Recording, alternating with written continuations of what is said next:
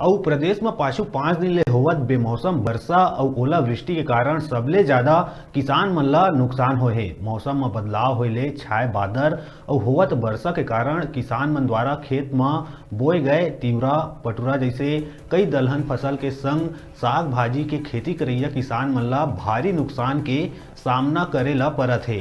हुए वर्षा और ओलावृष्टि के कारण किसान मन के पूरा फसल बर्बाद हो गए हे और किसान मन द्वारा रबी फसल ला घलो ऐसे मौसम में नुकसान होए के संभावना डर पैदा करत हे। इस सब के बीच सरकार कती ले किसान मन बर राहत के खबर आए हे। सरकार द्वारा खराब होए फसल के एवज में मुआवजा देहे जाए के बात कहे जाथे।